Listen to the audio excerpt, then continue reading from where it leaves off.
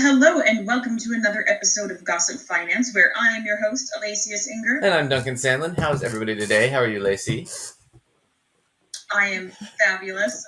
We have so much to talk about this week. Yeah. It's been kind of a wild week in news. Yeah, we're going to have to get through it as quick as we can. But yeah, just a lot of stuff to talk about. So today's show, we'll talk about Peter Navarro, was the former trade guy for Trump. He just got 4 months prison, or 4 months jail. We'll talk about Trump and the E. Jean Carroll case. His attorney, Alina Habba, totally messed that up. It was embarrassing.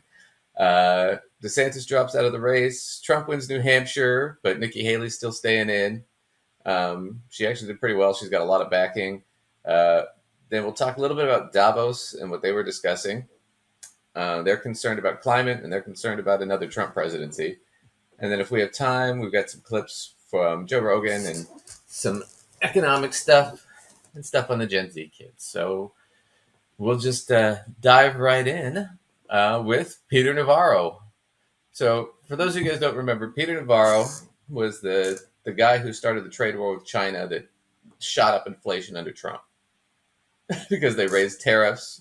So those taxes we end up having to pay for them. So it was a big issue and a big problem. Peter Navarro is famous for, he wrote a book that's been panned by every economist about how China is going to destroy the United States or something.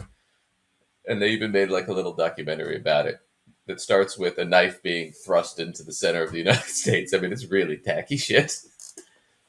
But he got hired as Trump's sort of chief economic advisor, trade advisor, whatever it was, by Jared Kushner. And Jared Kushner hired him because Jared Kushner was looking for economists, and he went on Amazon, and Peter Navarro's book is what the first thing he came up with. And so that's how they hired him. That's how they vetted him. And the guy's not even really an economist. He doesn't know what he's talking about. Anyway, so he just got 4 months in jail for violating a subpoena for the January 6th hearing because he was a part of that. But we're going to watch this because it was just embarrassing for him. Former advisor Peter Navarro has been sentenced to 4 months in prison for defying a subpoena to cooperate with the January 6th investigation.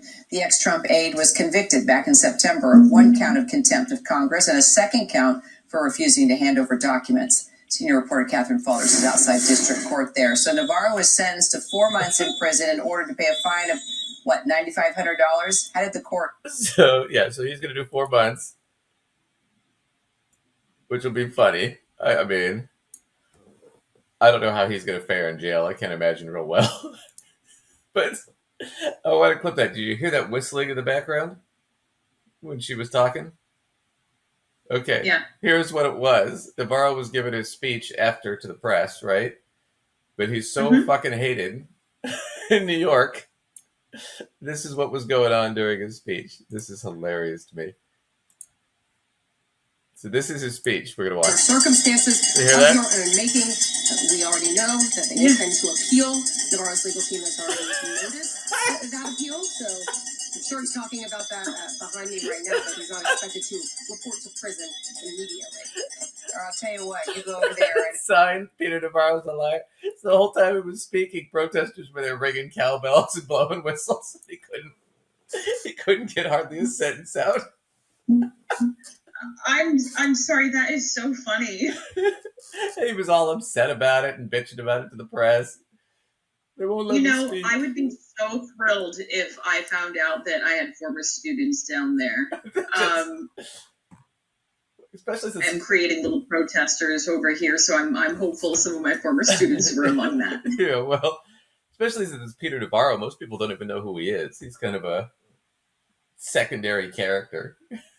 But anyway, it was hilarious. He couldn't get anything out. It was really pathetic. But yeah, he's going to do 4 months. He'll appeal it, but he's going to lose. But I also think it's interesting because you have, a dozen Republican congressmen, who also violated their subpoenas. So if Pete's getting tagged, well, that sets a precedent. Maybe they get tagged and have to do some jail time. Wow. Love to see that. Yeah, I'd love to see that too. Meanwhile,